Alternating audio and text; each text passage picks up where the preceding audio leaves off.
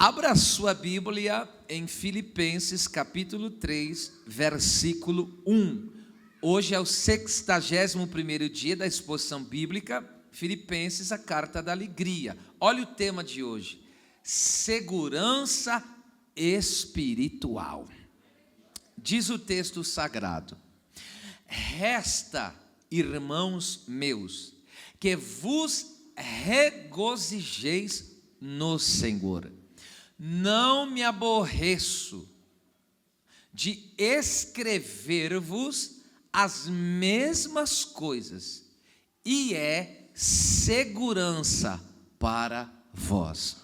Obrigado, ocupe o seu assento. Este versículo ensina que a maturidade cristã não surge da busca incessante por novidades, mas da perseverança nas mesmas verdades do Evangelho. Paulo mostra que a alegria em Cristo e a repetição fiel da palavra, do ensino bíblico, são instrumentos de Deus para preservar a igreja dos enganos dos falsos mestres e manter a saúde espiritual do povo de Deus. Pois bem, primeiro ponto, esse versículo se separa em 3. Resta, irmãos meus, que vos regozijeis no Senhor. Esta palavra resta está no grego toloipon, que significa finalmente, além do mais, quanto ao resto do que precisa ser dito. E é isso que Paulo está querendo dizer aqui, quanto ao resto que precisa ser dito. Este advérbio marca uma transição para uma nova seção temática. Aqui o apóstolo passa da exposição que ele está fazendo sobre o envio de Timóteo e Epafrodito para as questões finais a serem levantadas na carta, como aqui a alegria no Senhor, as circunstâncias atuais deles a respeito de aquela igreja, aqueles irmãos estarem na firmeza da fé e na unidade, e a importante advertência sobre os falsos mestres. Mestres são ensinadores, judaizantes. As exortações e advertências pastorais trazem encorajamento e alerta espiritual, visando sempre o crescimento da igreja. Então nunca vejo uma advertência da parte de Deus com maus olhos.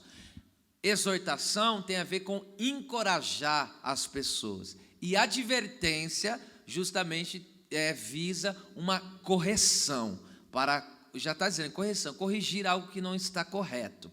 Então perceba só que coisa tremenda, quando nós somos exortados, quando nós somos admoestados, advertidos, isso serve para o nosso elevo, crescimento espiritual.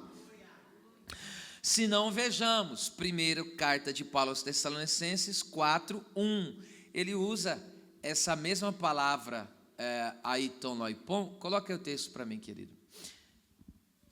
1 Tessalonicenses 4:1. Olha só, e aqui ele traduz, a nossa tradução traduz como finalmente, mas é a mesma palavra e o mesmo sentido. Então, finalmente, irmãos, vos rogamos, exortamos no Senhor Jesus, que assim como recebesse de nós, ou seja, a palavra, o evangelho, a pregação, de que maneira convém andar. Andar é o seu estilo de vida, como você fala, o que você faz, e agradar a Deus. Assim andai, para que continueis a progredir cada vez mais. Então, a exortação, a advertência é para que haja um crescimento contínuo na nossa vida. Por isso que a Bíblia diz que a poda está na mão do Pai, não é assim? Que a videira, a vara que dá mais fruto, o que o Pai faz? Ele poda, para que ele venha a dar mais fruto. Louvado seja Deus. Primeiro, escute, o nosso alvo central não é a autossatisfação, mas moldar as nossas decisões e comportamentos para satisfazer a Deus. Como no contexto de Filipenses que temos visto aqui, ter firmeza na fé, isso agrada a Deus. A unidade, ter unidade de propósito, todos pensarem como Cristo pensa, ou seja, de acordo com a palavra, de alegrarmos em Deus, indiferente das circunstâncias que você vive, e eu estou dizendo das questões difíceis da vida, você nunca perder a alegria, fazer todas as coisas sem murmurações e nem contendas, a maturidade para não ser enganado por falsos mestres. Maturidade é a maior idade que você alcança espiritualmente, você alcança ser um adulto espiritual, onde você sabe a sua posição em Cristo, onde nada mais te tira da presença dele, tá certo? Com o propósito de crescimento espiritual. A palavra progredir significa exceder, superar, olha só, transbordar. Então não é apenas crescer, é um transbordar, é um exceder. Oh meu Deus, logo a vida cristã não aceita estagnação. Você deve pontuar isso no seu coração. A vida cristã não aceita estagnação, porque ela é excelente, ela é transbordante. Aleluia, glória a Deus. Então por isso que Deus nos exorta: ora mais, jejua mais, congrega mais. Isso é encorajamento, meus amores, tá certo? Advertência, larga disso, para com isso, para de ouvir tal coisa, olha, você está falando demais. As advertências e as exortações servem para quê? Para nos alinhar cada vez mais com Deus e fazer a nossa vida crescer, avançar, progredir. Oh, glória a Deus. Já pensou ser aquele crente que passa dia, passa menos, ele sempre está naquele mesmo estado frouxo dele, aquele mesmo estado de fraqueza, de desânimo? Deus o livre. Deus não te chamou para isso. Deus te chamou para uma vida excelente, extraordinária. Transborde no Evangelho de Jesus Cristo. Então ele diz: resta, meus irmãos. Olha como que eu gosto muito dessa expressão, meus irmãos amados. Por que eu uso? Por causa da Bíblia, e eu sei o que eu estou falando quando eu me dirijo a vocês assim. Não é um clichê, ou não é uma coisa, rotineira. Não, quando eu estou dizendo meus irmãos amados, eu sei o que eu estou falando. Eu entendo do que eu estou falando. Por que eu os chamo assim carinhosamente? Porque, olha, quando ele diz meus irmãos, irmãos vocês sabem, adelphos, que significa filhos do mesmo Pai Celestial, ou membros da mesma família de Deus, no caso. Aqui o uso do pronome possessivo, meus, enfatiza a profunda afeição. O que é afeição? Carinho, amizade, apego. Então Paulo tinha uma amizade com esta igreja, com os irmãos, ele tinha um apego com esses irmãos, gostava de estar com eles, está certo? E também, então, enfatiza afeição e cuidado e vínculo espiritual que Paulo mantinha com eles. Ele relembra aos irmãos e irmãs a unidade da família da fé, antes de introduzir uma exortação mais firme. Ele não está para fazer uma exortação, então antes de ele fazer essa exortação, ele faz o quê? Ele lembra eles que eles pertencem ao mesmo Pai. E ele diz, meus irmãos, ele está dizendo, nós estamos na mesma medida. Olha só que coisa tremenda. Ele está dizendo, eu não sou melhor que vocês, nós somos irmãos, está certo? Então isso nos ensina que a correção pastoral nasce do amor e cuidado pelo bem-estar espiritual da igreja. Está vendo de onde nasce uma correção? Está vendo de onde nasce uma exortação? É daí, deste cuidado pastoral, visando o bem-estar espiritual dos irmãos, nasce de um coração quebrantado e cheio de amor pelas pessoas. Não é mais ou menos assim, eu sou santo e vocês são uma porcaria de pecadores. Meu Deus, não existe isso. Quando você se vê alguém que se coloca nessa posição, e a gente vê nas palavras, alguém que se coloca como o maioral, impecável, incaível, e coloca o povo como entende? Esse aí está fora da palavra. Agora, aquele que se coloca na mesma medida da graça, aquele que sabe que está falando para o povo, mas depende da mesma graça que o povo precisa. Eita Deus, aleluia, glória a Deus. Em Atos 20:31, esse texto é muito comovente. Olha que Paulo diz, só contextualizando, Paulo, ele está ali com os anciões de Éfeso, ou com a igreja ali de Éfeso, e ele está numa despedida. Ele sabe que ele não vai mais ter com os irmãos, ele sabe, Deus já tinha outros caminhos para ele sabe que ele não vai ter mais com os irmãos, e ele agora está com o coração apertado, uma porque ele amava aqueles irmãos, e outra, ele alerta, vai aparecer no meio de vocês lobos cruéis. Quem são os lobos cruéis? Falsos crentes, falsos ministros, falsos obreiros. E a preocupação dele é o quê? Sempre o bem-estar espiritual, a permanência dos irmãos na fé, na unidade. Essa é a preocupação dele, tá certo? E aí olha o que ele diz aqui, ele vai dar aqui uma palavra onde ele fala que ele advertiu os irmãos, veja, portanto vigiai, lembrando-vos, traga a memória de vocês, de que durante 3 anos, o tempo que ele ficou lá, não cessei. Então foi algo verdadeiramente sacrificial, ele não parou, noite e dia, dedicação total, de admoestar, como? Advertiu, corrigiu, mas como? Com lágrimas, e detalhe, não foi simplesmente a toda a igreja, a cada um de vocês. Ele trabalhava com toda a igreja, mas individualmente ele sabe que tem uns que precisam de um cuidado maior, que ainda são bebezinhos na fé que você tem que carregar no colo. Que visão, isso é uma visão assim, extraordinária, enche meu coração pastoral, de verdade, esses textos assim me emocionam. Este versículo revela que a admoestação, e eu digo de novo o que significa isso, o ato de corrigir alguém com amor, através da instrução. Então, essa admoestação, os irmãos, contra os lobos cruéis, ou seja, crentes e obreiros que distorcem a palavra e causam divisões, vinha de um homem de entrega e de dedicação total a Deus e à igreja, a cada membro daquela congregação, e de um coração sensível e de profundo amor, que buscava a maturidade e a edificação espiritual dos irmãos.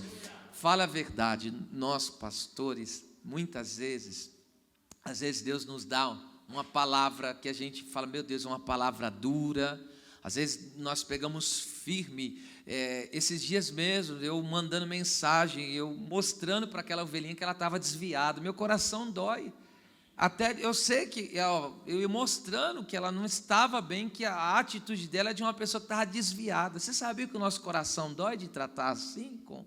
Dói. E às vezes, muitas vezes a gente fala, meu Deus, hoje foi pesado. A gente fica assim. Com que? Você fica com aqueles, e sabe que, é claro que no Senhor a gente sabe que está fazendo bem, mas a gente fica, oh meu Deus, que essa pessoa suporte essa palavra, que ele não seja imaturo a ponto de ouvir e depois não voltar mais. Oh irmão, então ele, quando ia exortar, advertir os irmãos, partia de um coração cheio de amor, partia de um coração sensível. Quantas vezes Paulo pregava para aqueles irmãos, davam as advertências duras, vendo que alguns estavam saindo fora, e ele terminava a mensagem, ia para casa orar e chorar, falando, Deus vai fazendo a obra na vida do seu povo, vai sustentando o seu povo, vai alinhando o seu povo. Aleluia, glória a Deus. Exorte, mas exorte com lágrimas nos olhos. Glória a Deus. Então, resta, irmãos meus, que vos regozijeis. Essa palavra é assim, é palavra por palavra, um ensinamento muito bem aproveitado. Regozijeis é rairo, essa palavra nós já vimos no grego, significa estar contente, regozijar-se, que é um transbordar de alegria, ficar extremamente alegre. Este verbo, escute, está no imperativo. O que é imperativo? Expressa a ordem, é um mandamento a ser cumprido.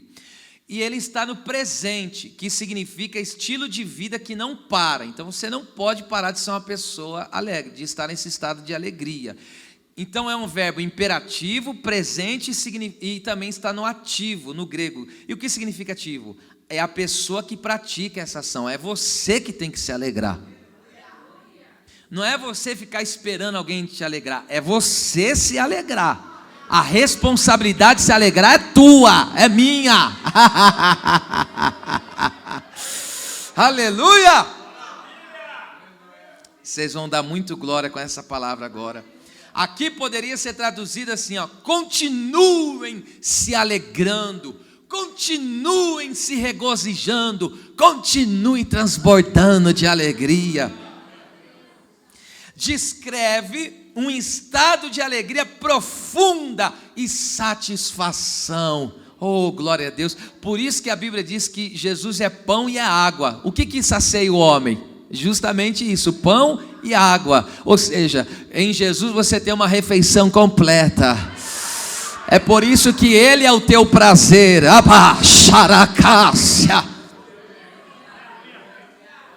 Não se trata de uma alegria superficial ou de um sentimento passageiro baseado em circunstâncias favoráveis. A conta bancária está cheia, o salário está em dia, a casa está tudo bem, a saúde está bacana, e aí você se alegra porque comprou isso, porque conquistou aquilo, porque as coisas estão indo tudo bem. A alegria bíblica não está condicionada a essas coisas, ela não está condicionada a tempo favorável e superficial, mas de um bem-estar interior, duradouro e espiritual. A alegria que Deus tem para nós não é carnal, ela é muito mais além, ela é espiritual. Diga: alegria que Deus tem para mim, com a mão direita, diga, levantada, diga: alegria que Deus tem para mim é espiritual. Oh, lavar, xobregué, saraio, reço. Aleluia. É espiritual. Que coisa linda. Então escute isso aqui, meu Deus, que forte. A alegria para os cristãos não é uma opção. Então você não tem opção. Eu opto por estar alegre, por ser feliz ou não. Não é uma opção. Se você é cristão, você não tem essa opção. Você não tem a opção de ser uma pessoa triste. Você não tem. Deus não te dá esse direito. Você, como cristão, não tem o direito de ser triste. Então a alegria para os cristãos, por estar no imperativo, não é uma opção, é mandamento contínuo. Paulo fala em 1 Tessalonicenses 5,16: regozijai-vos sempre, transbordai-vos de alegria sempre, continuamente, sem intervalos. Oh meu Deus, porque veja só, a alegria para os cristãos, repito, não é opção, é mandamento que está fundamentado na própria presença de Deus e não nas circunstâncias. Por que nós temos que obedecer esse mandamento de forma infalível? Porque a nossa alegria não está baseada, não está alicerçada nas circunstâncias da vida. Porque se a nossa alegria estivesse fundamentada na circunstância da vida, hora que as coisas ficam ruins, você perde a alegria. Se a tua alegria está fundamentada, vamos lá, eu vou colocar forte aqui, se a tua alegria é fundamentada na sua família, no seu salário, se a tua alegria é fundamentada em recursos, em conquistas, você está fadado a viver uma vida meia tristonha, tá certo? Agora, como a sua vida não está fundamentada, a alegria não está fundamentada em coisas circunstanciais, mas está fundamentada na própria presença de Deus, quem é que pode roubar a tua alegria? Quem é que pode? Oh, aleluia. Veja isso, Deuteronômio 16:11, olha que só a parte A que está escrito: e te alegrarás perante o Senhor. Essa palavra perante aí, panim, no grego, no hebraico, significa faces, rostos, está no plural mesmo. Carrega o sentido da presença manifesta e relacional de Deus. Então, olha o que o Moisés escreveu aí. Te alegrarás na presença do teu Deus. Te alegrarás na intimidade com teu Deus. Aleluia. Ou seja, a nossa alegria é estar em comunhão direta, em intimidade com Deus, que transcende as circunstâncias desfavoráveis desta vida. Tem dia que a gente está baqueado mesmo, que a gente está abatido mesmo, que com a situação a gente está triste mesmo, mas você não é uma pessoa triste, você se alegra além daquela situação difícil. Por quê? Porque a sua alegria ultrapassa. A sua alegria não é da terra, a sua alegria é celestial. É por isso que Paulo e Silas podem tomar uma surra e parar no cárcere interior e ainda cantar cânticos de louvores e orar ao Senhor, porque a alegria deles não era circunstancial, estava em desfrutar da presença.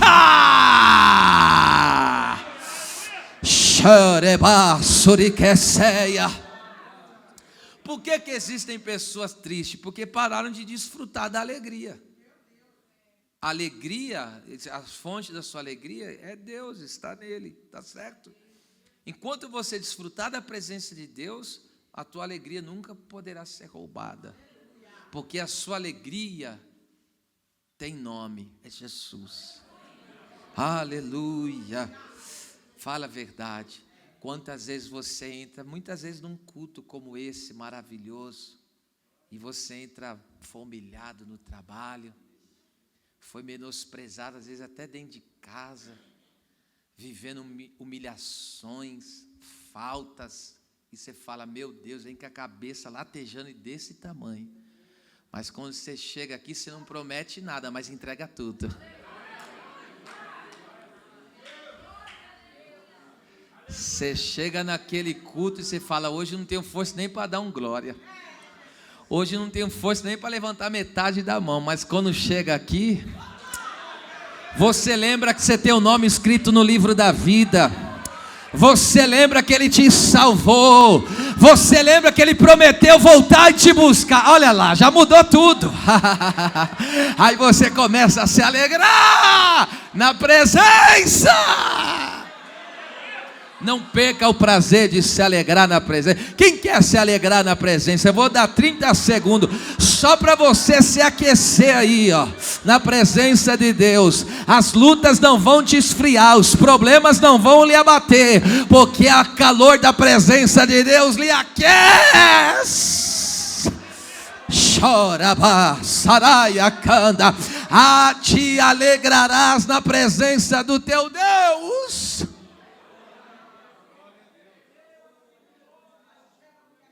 Aleluia. Eita Deus.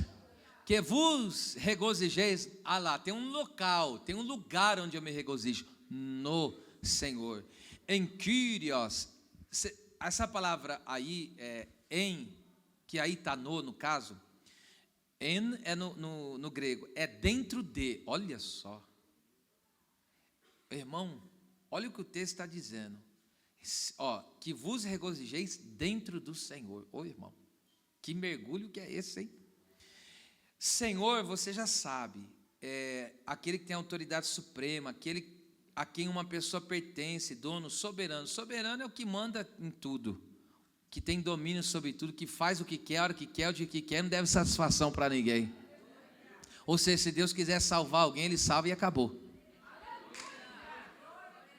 Se Deus quiser abater alguém, Deus abate e ninguém tem nada com isso. Mas se Deus também quiser exaltar, ninguém... Entende? O soberano é aquele que tem a chave na mão. Ele fecha, ele abre.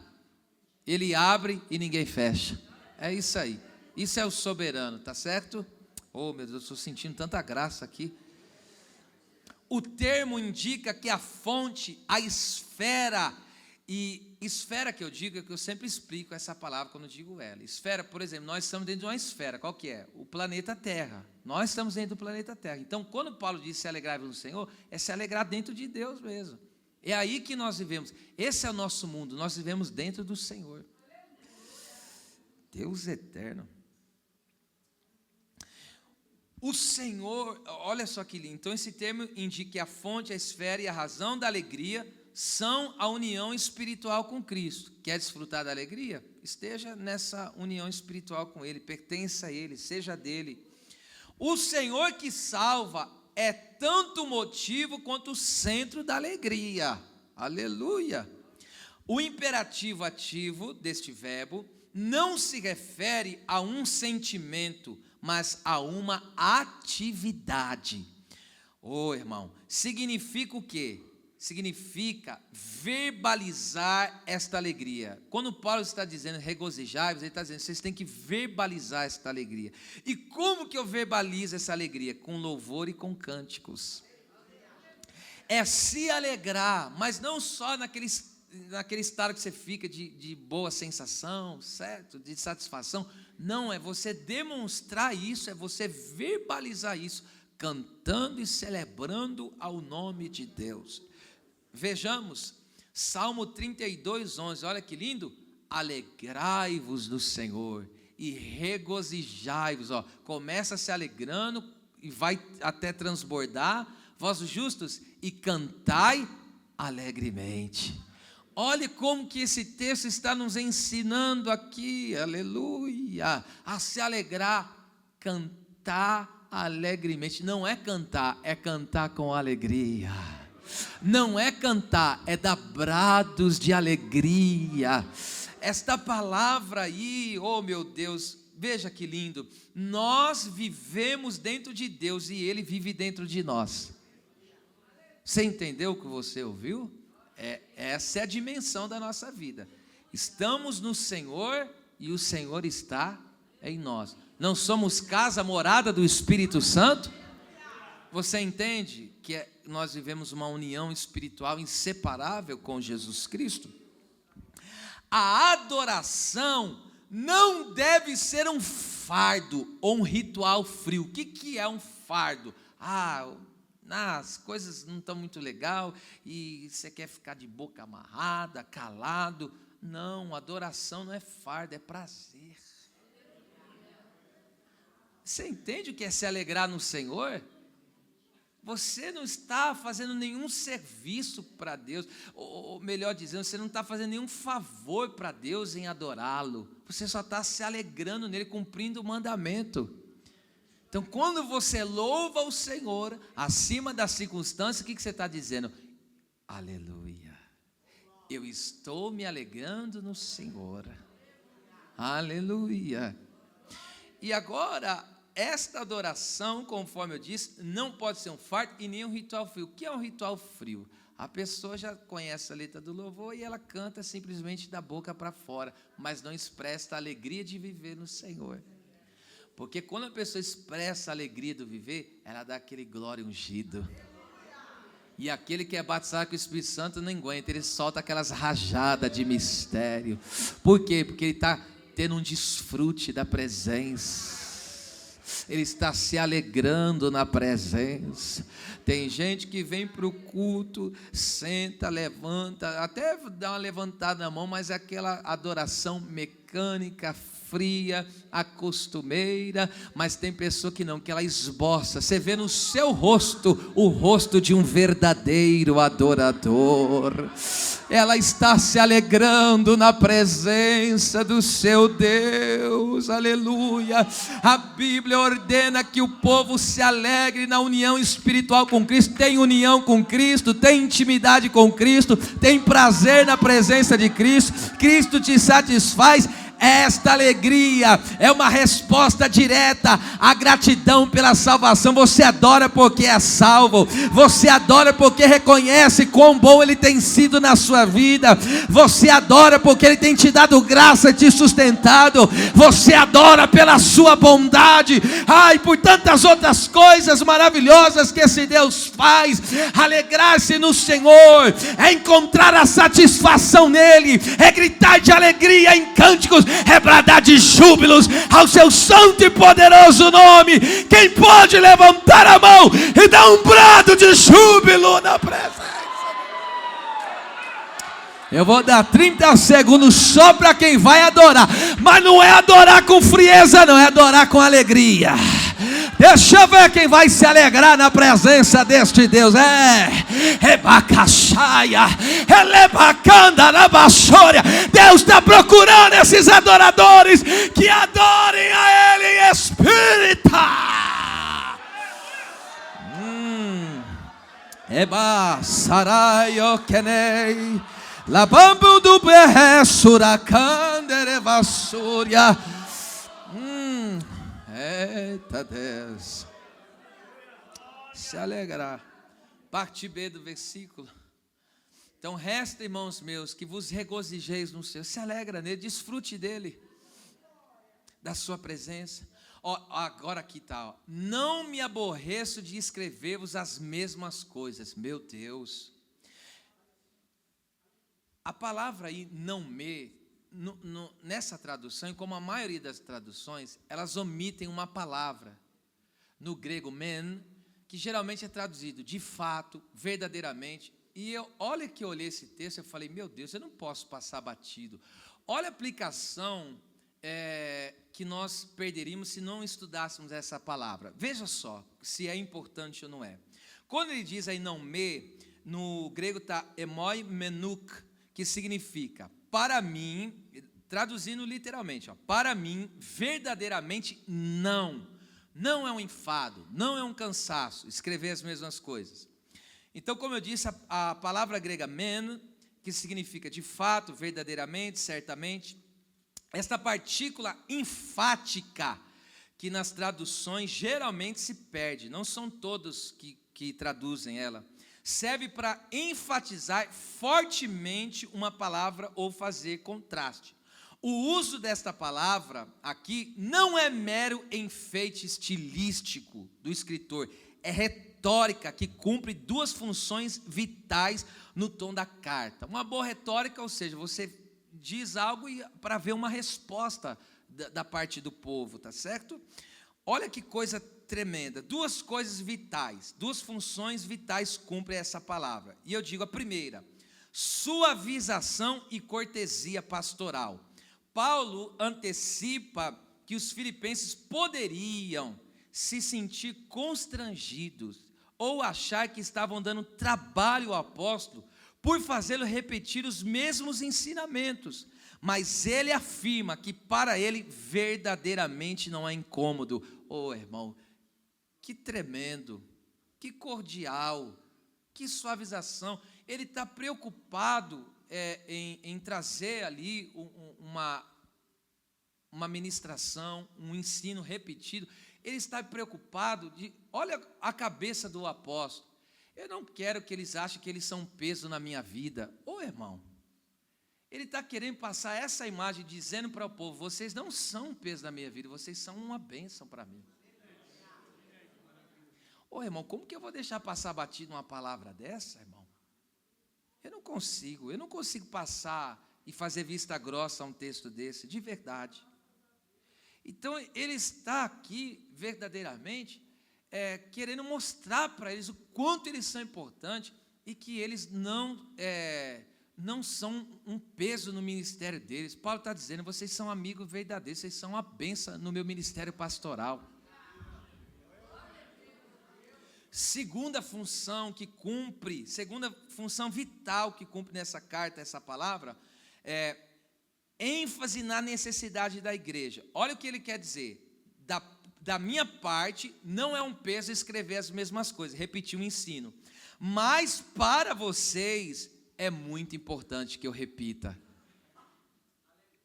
o apóstolo está colocando aqui o holofote na igreja, mostrando a sua preocupação com o bem-estar espiritual da igreja. Que coisa linda! E ele faz isso com muita maestria, dessa importância da repetição. E eu vou ser repetitivo aqui na aplicação, seguindo a exegese do texto mesmo. Em Pedro, 2 Pedro, 1, 12 e 13, olha que Pedro disse, ó: pelo que não deixarei de exortar-vos sempre. Olha o que ele está dizendo: vou exortar a igreja sempre, não é de vez em quando, sempre vou exortar. Se você reclama de mim, então vai reclamar do Pedro também. Ele está dizendo para a igreja: não deixai, vou exortar, encorajar vocês sempre dessas coisas, ainda que bem as saibais. Olha o que Pedro está dizendo, vocês já sabem disso, mas é mais ou menos assim, aqui, agora uma aplicação aqui, né? Vocês já sabem que tem quinta da palavra, mas toda quinta eu vou lá e mando uma mensagem.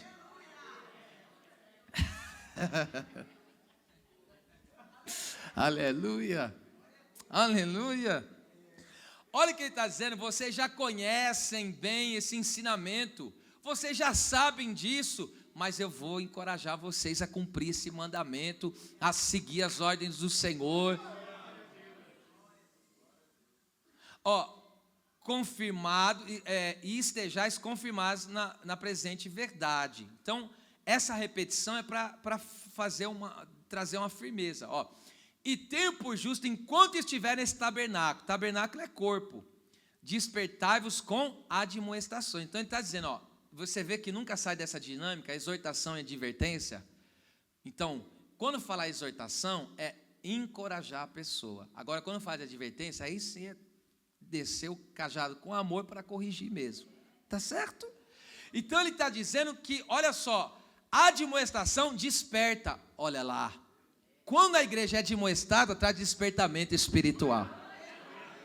Aí o crente está todo estrunchado, todo arrebentado, tudo andando de qualquer jeito. Vai descer a correção mesmo, meu filho. Para quê? Para você ser avivado, para você ser energizado, para você ser vitalizado. Glória a Deus. Para você não ser esse crente mequetrefe que mal consegue adorar a Deus num culto fervoroso como esse, mas para que você seja cheio da presença do Espírito Santo.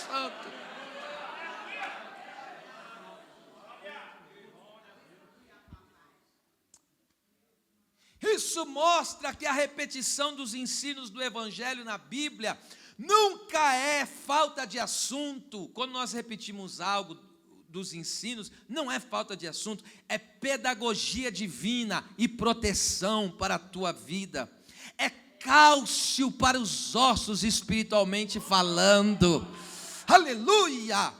Ou seja, encorajar e advertir continuamente a igreja no ensino, a deixa mais robusta, mais bela, mais adornada, mais madura, mais firme. E eu vou seguir nesta pegada bíblica, eu vou seguir nessa direção do Espírito, vou continuar exortando, vou continuar advertindo, vou continuar repetindo. É importante estudar, é importante mergulhar, é importante amar o estudo, é importante amar a Deus acima. Vou continuar repetindo o que você já sabe. Para quê? Para Deus te avivar, para Deus te encher cada vez mais da sua presença.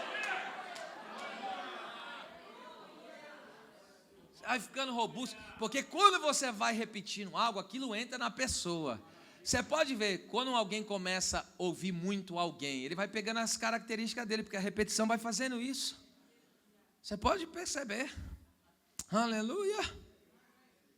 Olha só, então ele está dizendo que então para mim, verdadeiramente, não é um aborrecimento, não é cansativo.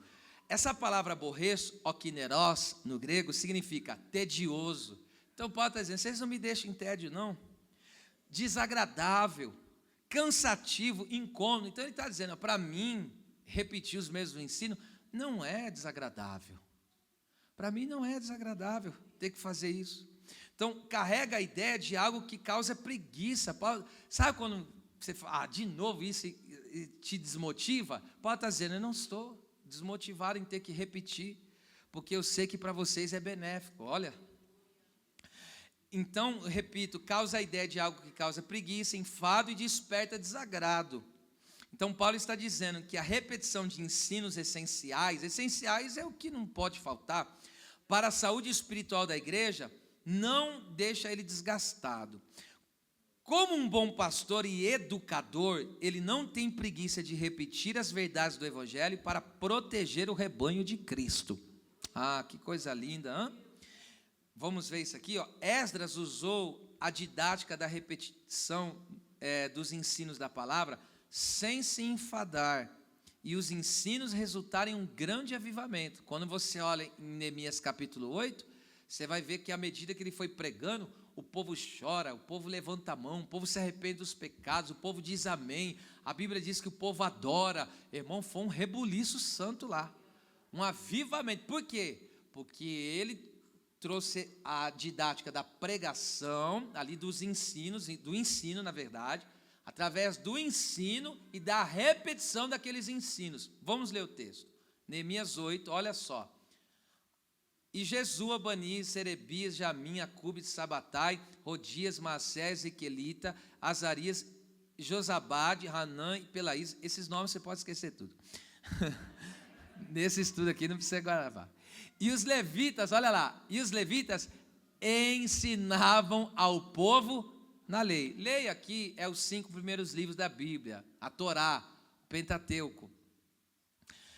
E o povo estava no seu posto. Olha lá, cada um na posição, não ficar se levanta, entra e sai, cada um no seu posto. Olha que lindo, olha como que a palavra tem que ser pregada. A Bíblia está nos ensinando a pregar aqui, ó, ensinar. Eles ensinavam. Então o avivamento veio através do que ali? Do ensino. Do ensino do quê? Da palavra, das verdades de Deus. Olha o que eles fizeram. E leram o livro. Primeiro, leitura. E leram o livro na lei de Deus. Ó, e declarando, segunda coisa, declarando, que é você narrar a história, ou o texto. Terceira coisa, e explicando o sentido. Quarta coisa, faziam que lendo se entendesse. Oh, irmão. Versículo 18 eu já explico. Ó, e de dia em dia ele lia o livro da lei de Deus. Então, o ensino era contínuo, era diário e repetitivo. Por quê? Porque a memória do crente é fraca. Não pode passar uma luta que já está desistindo e se esquecendo das promessas que Deus fez. Se esquecendo que Deus é o Todo-Poderoso, que para Ele não há causa impossível. Está vendo que tem que haver a repetição? Por isso que eu não fico mais preocupado nesse afã de ficar trazendo novidade. Não, eu gosto de trabalhar assim, ó, indo gota por gota de cada versículo, sem pressa nenhuma, para que o povo vai saboreando, para que o povo vai se deleitando naquela palavra. Aleluia, glória a Deus, glória a Deus. Fala a verdade, que lindo esse texto. Olha só. Vamos lá, Deus ensinando para nós, aqui vale para nós e quem tem desejo de pregar. Eu estou me incluindo aqui totalmente. Olha o que nós precisamos para uma boa mensagem, ou um ensino que seja. Primeira coisa que nós precisamos, ó, ler o texto. Ler o texto, é você ler o texto. Segunda coisa, narrar ele. Você tem que narrar o texto. O que esse texto está falando, do que essa história se trata, onde que aconteceu. Você tem que narrar o que ele está dizendo. O que é explicar? Explicar é o que nós chamamos de exegese. Eu não fico usando esses termos com vocês que não compete, mas exegese significa tirar para fora. Em outras palavras, é você dar o sentido do texto, você explicar o que o escritor, a pessoa que foi inspirada por Deus a escrever, para quem ele endereçou, o que ele quis dizer para aquele povo primário. Isso é explicação. Agora o texto diz que o quê? Que não para por aí. Então, você leia o texto, você narra ele, você explica ele, e agora o povo passa a entender. O que é entender? É aplicação. Porque existem pregações que é frustrante, porque a pessoa prega, e você fala, mas o que eu vou carregar para mim dessa pregação? Qual que é a lição que eu tiro para a minha vida essa pregação? Entende? Então tem que haver uma aplicação. Uma das coisas que me deixa assim muito agradecido a Deus, até mesmo de pessoas que não estão aqui, muitas vezes foram para outros lugares por força maior, enfim, unânime é sempre essa: eu sinto falta do entendimento da palavra, eu sinto falta da clareza de entender a palavra, eu sinto tanta falta. Sempre é assim ou não é? A maioria das pessoas. Por quê? Porque Deus quer trazer clareza de entendimento. A gente lê o texto, aleluia, nós narramos o texto, nós explicamos o que quer dizer aquele texto e aplicamos para a vida do povo. Aleluia, louvado seja o nome de Jesus. E esse aplicar é onde o povo vai colocar em prática na sua vida. Escute, o povo judeu foi para o cativeiro babilônico, sabe por que eles foram? Uma das causas, porque se enfadaram da repetição dos ensinos. Coloca aí, Miqueias, esse eu não coloquei aí não, Miqueias 6,3, eu vou ler porque senão vocês não vão acreditar que eu estou falando isso. Olha lá, olha o que Deus dizendo para o povo, isso aqui é antes do cativeiro: ó povo meu, que tenho te feito e em que te enfadei? Deus está dizendo, por que Deus está dizendo? Por que você está enfadado, cansado assim? Porque o povo está dizendo, não aguento mais esse ensino aí não aguento mais essa pregação aí não, só vive falando a mesma coisa, vida certa, santidade, e aí foi se enfadando. Mas por que para eles estava sendo enfado? Por que eles estavam se enfadando com aquela palavra, com aquele ensino? Porque o coração já estava caído. Aí ouve falar contra o pecado, aí já não aceita mais.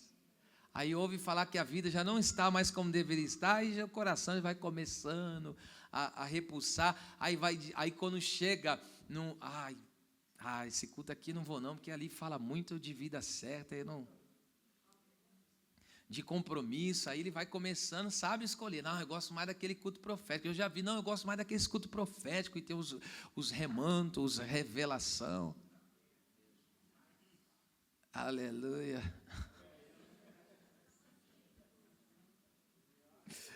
Agora veja, meu Deus, escute, eu repito, o povo judeu foi para o cativeiro babilônico porque se enfadaram da repetição dos ensinos.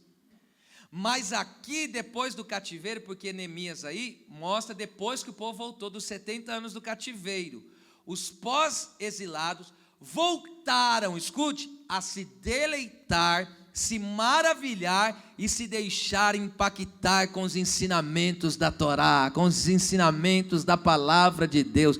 Então, quer um conselho para você pastoral aqui? Aleluia, não fique enfadado. Quando você ser, aleluia, ministrado pela palavra, nunca abra, mesmo que for o ceguinho de Jericó, mas de novo segue, não faça isso não faça isso, não se enfade da palavra de Deus. Mas de novo a mulher do fluxo de sangue, não faça isso, porque a palavra de Deus é maravilhosa, a palavra de Deus é gloriosa. Se maravilhe, deixe ser impactado pela palavra, não queira ser um sabichão, eu já sei o que ele vai falar, sabe coisa nenhuma, deixa Deus te maravilhar com a palavra.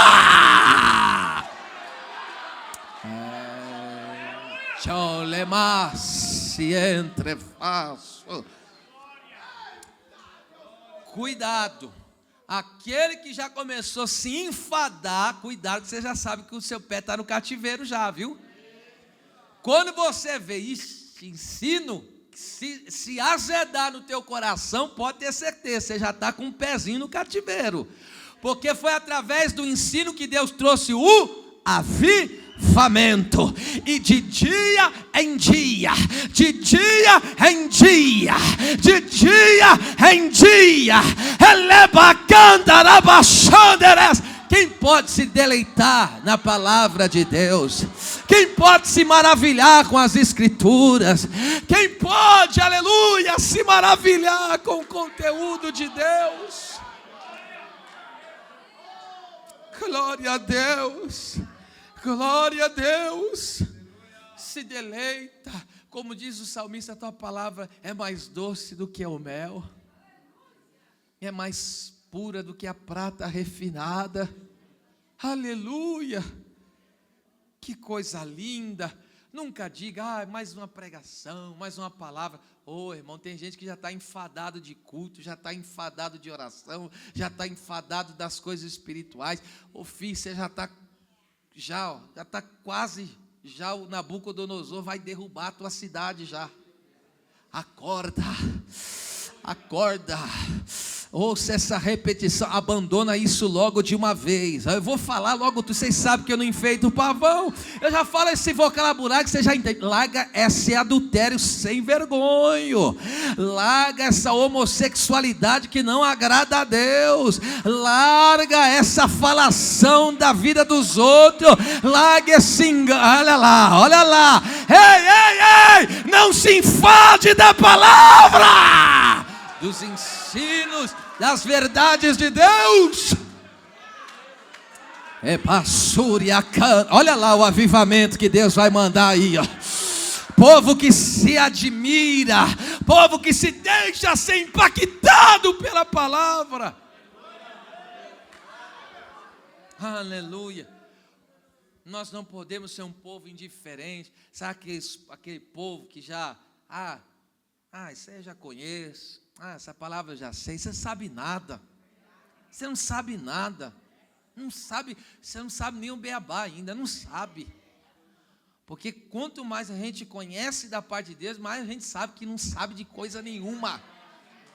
Toda pessoa que acha que já alcançou alguma coisa, você pode saber que essa aí está distante do Pai.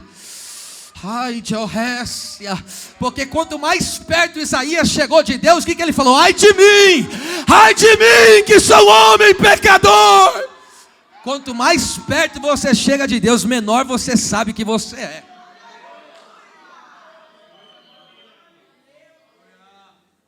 Vamos lá.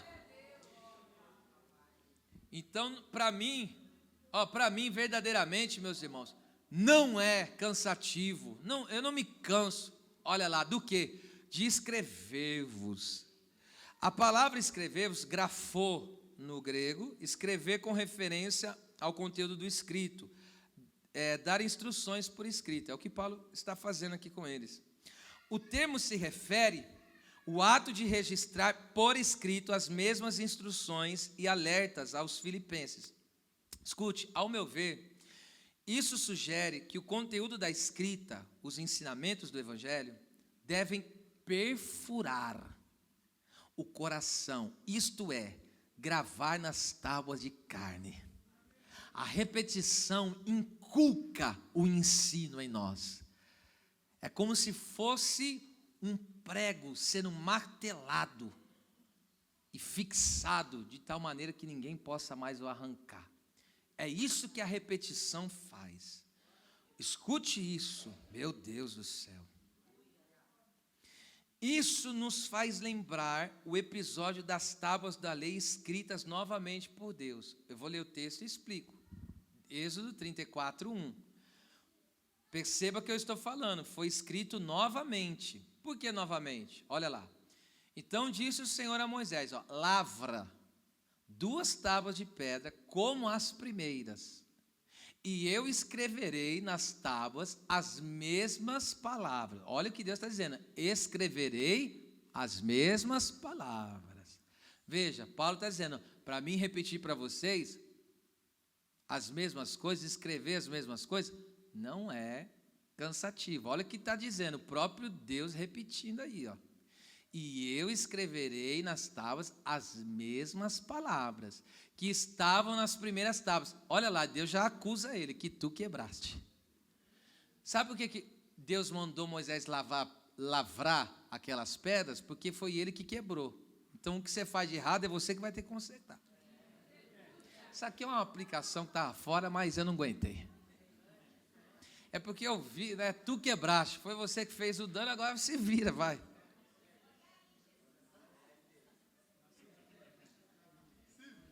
Deus não mandou ele quebrar. Deus mandou ele quebrar? Deus, você quebrou? Dá teu jeito agora, vai pegar outras lá. Mas pega isso aqui. Oh, meu Deus. Vocês estão aqui ainda, gente? Olha isso aqui. Deus escreveu os 10 mandamentos e deu a mensagem para Moisés entregar ao povo. Mas em Êxodo 32 eles tropeçaram, caíram no bezerro de ouro. E Moisés fez o quê? Rasgou a mensagem. Você sabia que Moisés rasgou? Moisés está descendo, irmão, com o esboço e com a mensagem na mão. Foi Deus que deu para ele, irmão. Quando eu digo rasgou, ele quebrou as tábuas, não foi? Quando ele desceu, ele falou: está aqui o ensino, está aqui os mandamentos, está aqui a palavra do Senhor, estou com o esboço, vou pregar para vocês. O povo farriando, irmão. O povo no maior carnaval.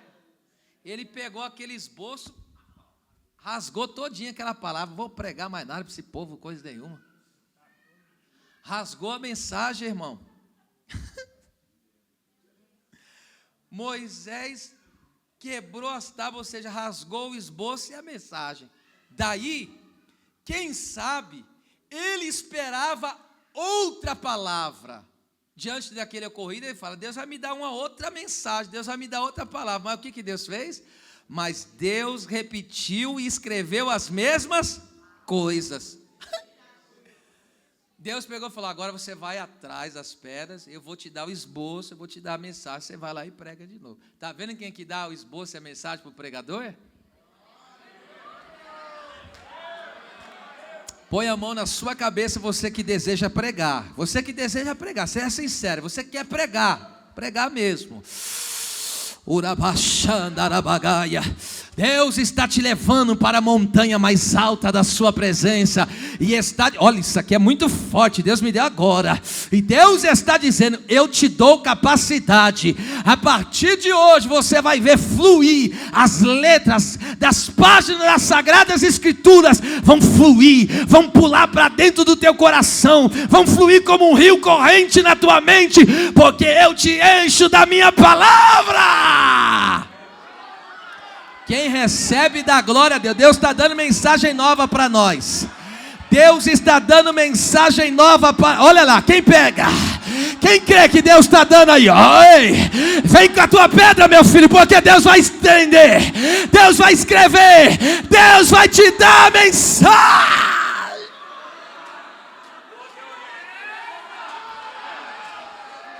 Abaxéria.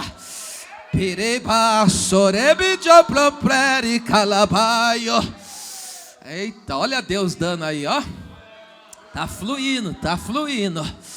Pode esperar, porque Deus está descendo uma renovação aí. Ó, Deus pegou e disse: irmão, às vezes, escute, às vezes, muitas vezes Deus nos dá uma palavra. Nos dá uma palavra, vai lá e prega contra tal pecado. Prega, como aqui já citei, lesbianismo, homossexualismo, adultério, fornicação, enfim. Prega contra a impureza, prega. Aí você vai lá e prega e fala: pô, essa mensagem agora vai surtir efeito, vai ser tremendo. De repente você prega e você fala: meu Deus, não fluiu, Senhor. E aí você fala: então Deus me dá outra palavra. Que Deus fala? Prega a mesma. E quem fazia isso? Você sabia que até Jesus fez isso? Eu te provo. Em João 2, do 13 em diante, qual foi a mensagem? Sacou do azorrague. É 2, 13 em diante, eu não vou ler que é muito extenso os textos.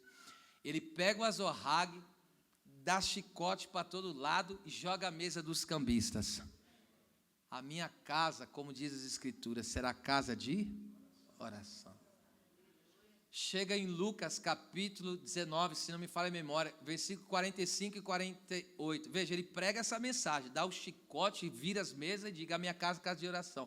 Pregou essa mensagem no começo do ministério. Quando chega no fim do ministério, o que ele faz de novo? Chicote neles de novo.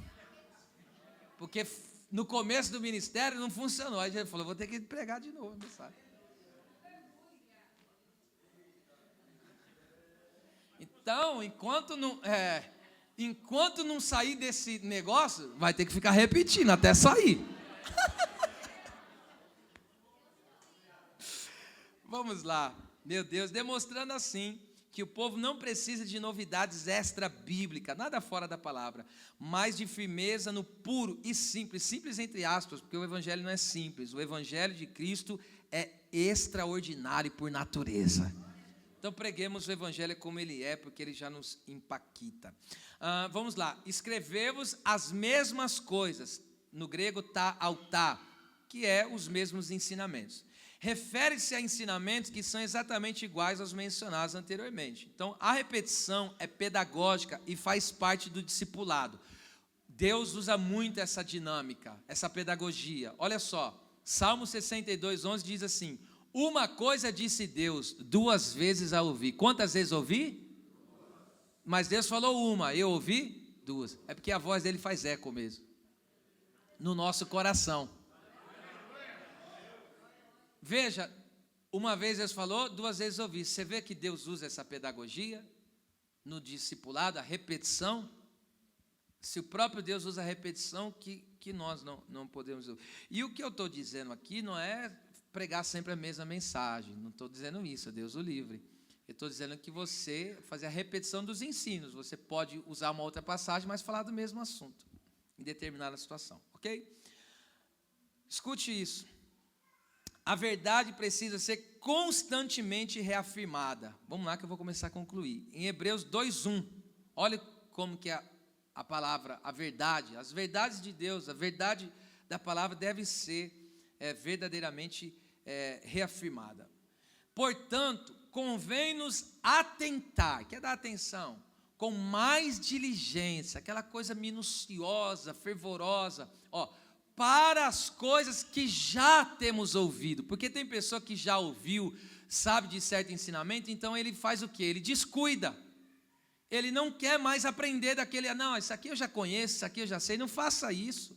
Olha o que o texto diz: para as coisas que já temos ouvido, é preciso dar mais atenção ainda. Você já conhece de um assunto, dá mais atenção para ele. Você conhece de certo tema, aí que você vai dobrar sua atenção em cima dele agora. Está vendo? Para que? Qual é a finalidade? Para que em tempo algum nos desviemos delas. Está vendo por que nós precisamos dar atenção? Porque se você falar, ouvi disso aí, eu já ouvi tanto que não quero mais nem ouvir, você está cavando a tua sepultura. O texto está dizendo que você, olha só, em algum momento você vai desviar, porque vai esquecer do que Deus falou com você. É forte, irmão. Vamos ver isso aqui? Percebam isso comigo. Já tinha sido ouvido os ensinos da palavra e precisava-se dar mais atenção, se aplicar mais e trazer para perto aqueles ensinos. E com mais fervor e abundância, as verdades já ouvidas com o propósito de em nenhum tempo se desviar. Por que em nenhum momento se desviar? Porque tem tempo bom e tem tempo ruim. Mas quando você, aleluia, vive essa repetição, o ensino está dentro do seu coração da palavra, em nenhum momento você vai escorregar, você vai, entende? Você vai se desviar, como diz o texto. Agora, pasmem, esta palavra desviar aí é usada como metáfora náutica e se refere a um barco que passa direto pelo porto por falta de atenção e se perde no mar. Então está lá, ok? O marinheiro, e tem um porto, que é, por isso que chama porto seguro. Por quê? Porque ele é seguro, ele sai daquelas águas agitadas e fica num lugar seguro, ele joga a âncora e o barco fica ancorado seguramente lá. Só que por falta de dar atenção, o que acontece? Ele passa e as águas levam ele, e aí ele naufraga. Olha só o que a Bíblia está nos ensinando. Então, a repetição do que já temos ouvido não é falta de criatividade, é a âncora que impede a igreja de naufragar.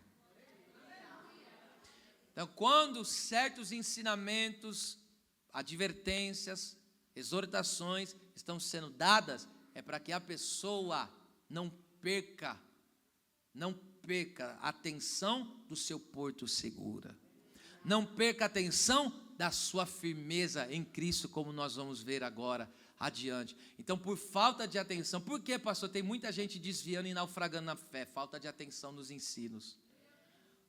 Está vendo? Por isso que eu digo, morro insistindo, você precisa amar o estudo da palavra.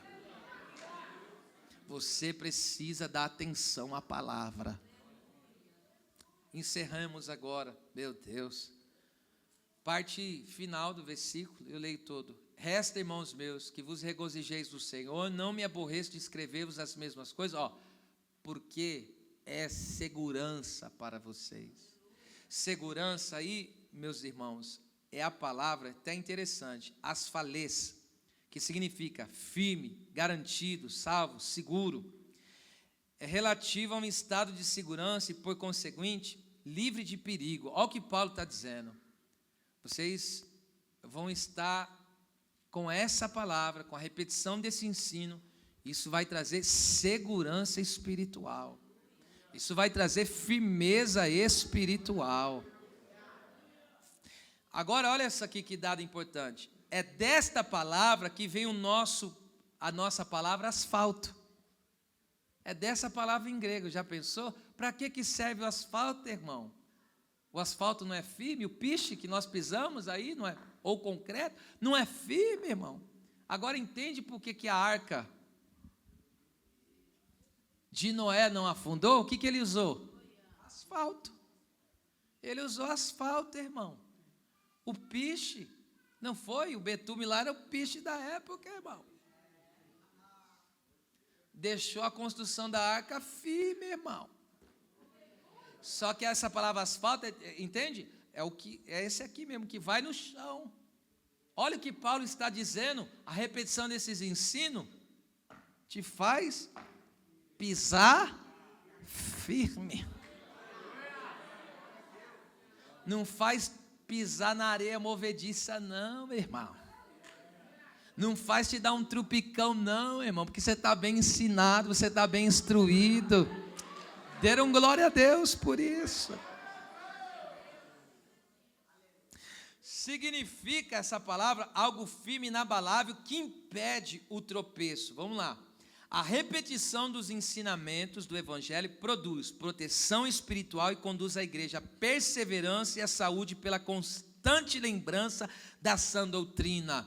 O que é sã doutrina? Ensino que produz vida e crescimento espiritual. O que eu estou aplicando no coração de vocês hoje? Sã doutrina. É uma palavra, é um ensino que está produzindo vida e crescimento espiritual. Por isso que você vai sair daqui mais enérgico hoje. Nós vamos sair daqui mais robustos. Nós vamos sair daqui mais fervorosos. Até o teu glória hoje está diferente, viu? Porque Deus está te avivando com esta palavra. É a primeira e última vez. Põe a mão no ombro do teu irmão e diga: recebe a vida e o poder da palavra. Olha lá, olha aí, ó. Te faço prominência. Olha lá, o crente que está avivado é assim, ó. Já levanta a mão, já dá glória, o outro já fala em língua. Olha lá, o outro já fica de pé. Porque é o ensino da palavra que deixa o crente avivado, fervoroso, pegando fogo. Chega de ser esse crente mequetrefe, meia boca. Chega de ser esse crente em meia colher. Chega de ser esse crente oscilante. Deus te põe um asfalto hoje. Deus te põe um caminho firme na sua presença. Aleluia. Diga para você agora com as duas mãos levantadas. Diga: com esta palavra eu afirmo profeticamente: a minha casa não afunda.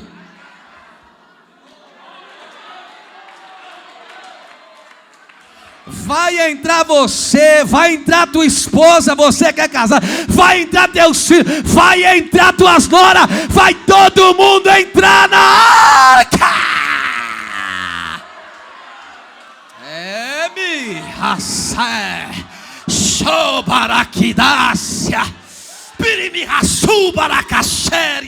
Eita, olha essa unção que Deus está derramando aqui, ó. Recebe aí, meu filho, recebe agora e não depois. Vai receber nessa autoridade que está descendo do alto. Vai receber nessa ousadia que está entrando nas tuas veias. Eita Deus.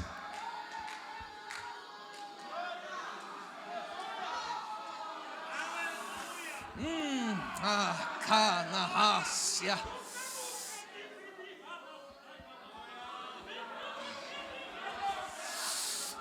Por favor, bate o pé assim, bate o pé e diga: os meus pés estão firmes na rocha. Esse é o chão que eu piso. Jesus é a doutrina, é a palavra, é o chão.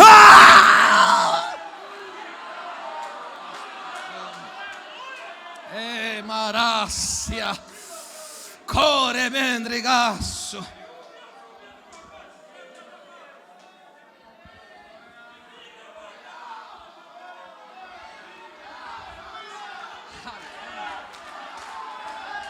Xandarácia.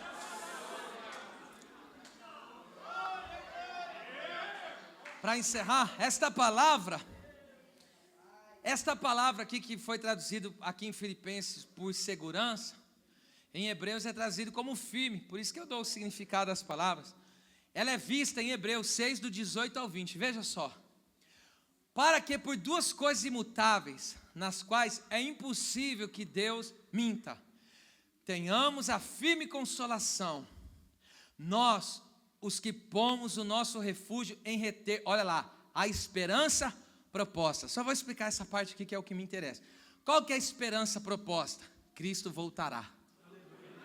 E o que me garante isso? Deus jurou e Deus prometeu. Aleluia! Por que que nós temos essa esperança? Qual que é a esperança? Cristo voltará. E como que eu tenho essa certeza? Duas coisas, porque Deus jurou por si mesmo e Deus prometeu.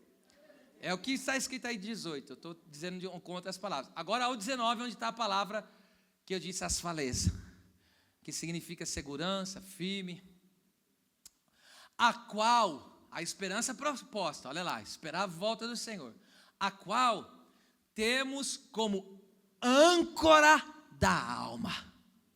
Essa palavra já falei umas 3 vezes, mas a repetição você já entendeu, né? A qual temos como âncora da alma, olha lá a palavra asfaleza, segura e firme. Esta âncora, até onde ela vai? Que penetra até o interior do véu. O que é o interior do véu? Esse céu aqui que não deixa a gente olhar para o trono de Deus, para o céu dos céus, é o véu. Então veja só, aqui é uma referência ao templo que estava travado, fechado, mas agora não há mais véu. E o que acontece? A nossa âncora você sabe, aquele objeto do navio que dá estabilidade, firmeza para ele, segurança para ele. Então o texto está dizendo que a nossa âncora firme, a nossa âncora segura, imóvel, a nossa âncora inabalável, ela penetra até o interior do véu, ou seja, vai direto onde Deus está. 20, e aí eu aplico, onde Jesus, só está aí, o nosso precursor, que foi primeiro, porque se Jesus chegou lá, eu também vou. Por quê? Porque ele abriu o caminho, agora pelo sangue de Jesus eu chego também. Onde Jesus, nosso precursor, entrou por nós. Então Jesus está onde agora? À destra do Pai.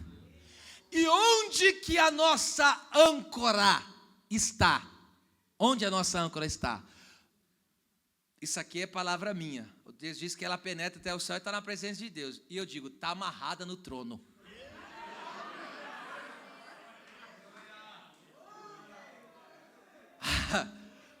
Aquilo que dá estabilidade para você espiritual e certeza da salvação está ancorada na onde? Está amarrado. E eu digo, no pé do trono. Aleluia. Quem que está segurando essa âncora? O próprio Jesus. Ele está lá com a âncora na mão. E ele está lá segurando a âncora na mão. Agora você entende que aquele que está na presença do Senhor, não tem como ele perder a salvação?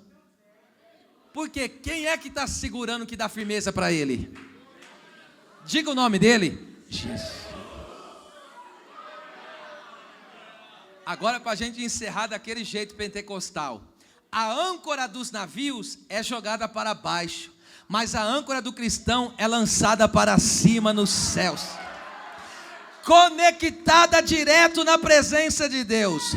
Isso significa que a nossa salvação não depende das circunstâncias instáveis da terra, mas está firmemente presa no céu. Ou seja, a repetição dos ensinos não é cansativa para o líder, mas por outro lado representa firmeza e estabilidade para a igreja, pois o ensino traz a lembrança de que Jesus intercede por nós e estamos ancorados na eternidade.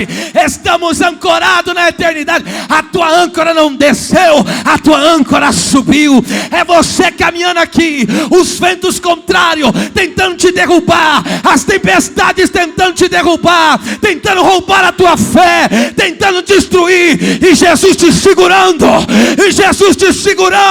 e dizendo: eu te mantenho firme, eu te mantenho firme, eu te dou firmeza. Aleluia, aleluia. Vento soprando aqui, luta batendo de lá. A alma do crente está ancorada. E a hora que o vento tentando levar o seu barquinho para cá, levando para lá, que nem os discípulos, a água entrando, você fala: agora acabou. Aí você lembra aonde você está ancorado. E essa âncora te dá firmeza, te dá segurança. Visualiza aí agora o Pai e o Filho assentado à sua destra, e você dizendo: estou fraco, e Jesus dizendo: eu intercedo por você. Você dizendo: não suporto, e Jesus diante do Pai intercedendo por você.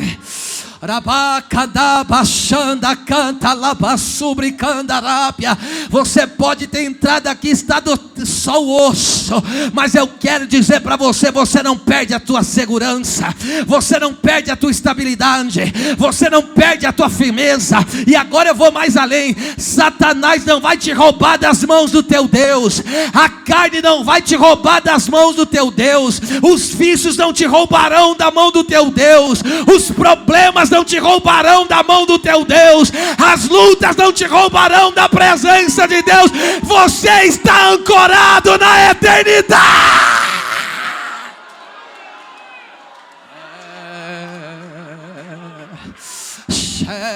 Xeregabaço, urimihassuri conderécias, para cala chória. Oh, irmão, tem uma unção aqui maravilhosa, irmão. Aleluia, sinta a força que vem de Deus para a tua vida, sinta o ânimo que vem de Deus para a tua vida, sinta a graça que está sendo derramada. Deus está renovando a tua força, Deus está renovando a tua chamada, Deus está derramando graça na tua vida. É graça, é graça.